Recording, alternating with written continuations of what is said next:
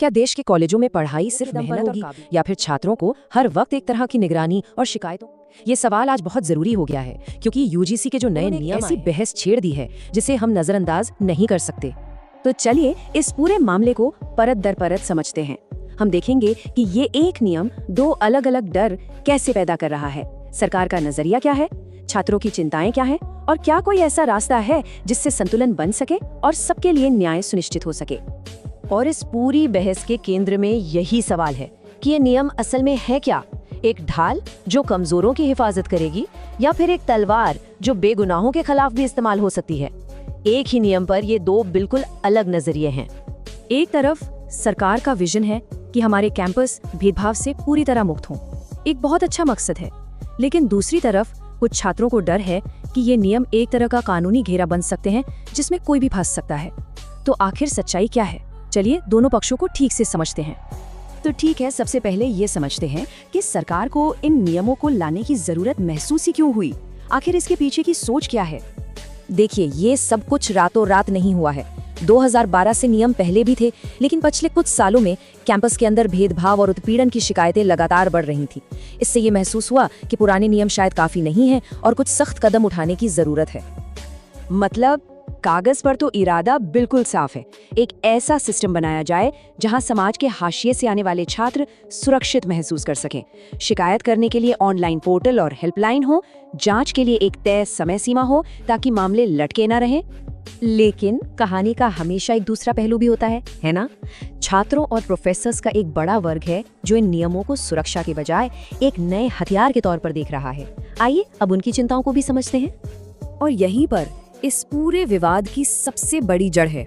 2012 के नियमों में एक सेफ्टी नेट था।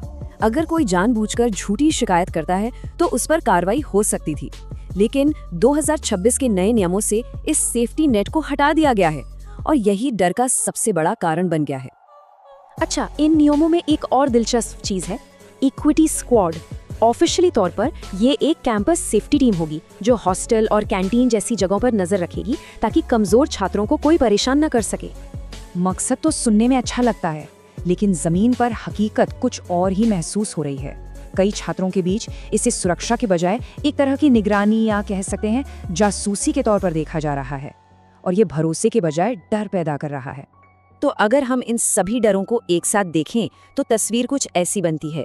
नियम में अप्रत्यक्ष भेदभाव जैसे शब्द हैं जिनकी कोई भी अपने हिसाब से व्याख्या कर सकता है। कॉलेज प्रशासन पर इतना दबाव है कि वो फंडिंग बचाने के लिए जल्दबाजी में गलत फैसला ले सकता है। और सबसे बड़ी बात, अगर किसी पर झूठा आरोप लग जाए तो वो अपनी बेगुनाही कैसे साबित करेगा, इसका कोई साफ रास्ता नहीं बताया गया है। अब इस डर को और अच्छे से समझने के लिए जरा एक मिलते जुलते कानून यानी SC/ST एक्ट के आंकड़ों पर नजर डालते हैं। यहाँ हम देख सकते हैं कि सजा की दर बहुत कम है, करीब 34 से 42% के बीच। मतलब आधे से ज्यादा मामलों में सजा हो ही नहीं पाती। चिंता इसी बात की है कि इन नए UGC नियमों में भी किसी को बेगुनाह साबित होने में सालों लग सकते हैं और तब तक उसका करियर, उसकी इज्जत, सब कुछ दांव पर लग जाएगा। तो सवाल ये है कि क्या इसका कोई रास्ता है? क्या सिर्फ कमियां गिनाने के बजाय कोई हल निकाला जा सकता है जो दोनों पक्षों के लिए काम करे? अब उन ठोस सुझावों पर बात करते हैं जिनसे एक संतुलन बनाया जा सकता है। कुछ सुझाव हैं जो सिस्टम में भरोसा वापस ला सकते हैं।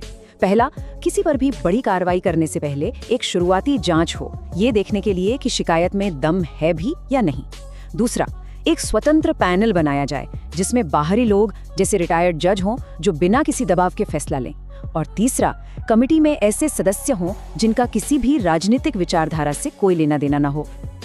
देखिए, दिन के आखिर में किसी भी कानून का मकसद न्याय देना होता है, ऐसा न्याय नहीं जो अपने आप में एक नया अन्याय पैदा कर दे। और ये एक बात मुझे लगता है इस पूरी बहस का निचोड़ है। असली लोकतंत्र वो है जो सबको सुरक्षा दे, न कि किसी एक वर्ग को सुरक्षित महसूस कराने के लिए दूसरे वर्ग के मन में डर पैदा कर दे। तो बात ये नहीं है कि भेदभाव के खिलाफ नियम होने ही नहीं चाहिए, बिल्कुल होने चाहिए, लेकिन सवाल ये है कि नियम कैसे हो। लक्ष्य ऐसे बेहतर नियम बनाने का होना चाहिए जो हर किसी की रक्षा करे, बिना किसी को बेवजह फंसाए। और आखिर में बस यही एक सवाल हमारे सामने खड़ा है, हम जिस विकसित भारत का सपना देख रहे हैं उसकी नींव डर पर रखी जाएगी या भरोसे पर? इसका जवाब हम सबको मिलकर खोजना होगा।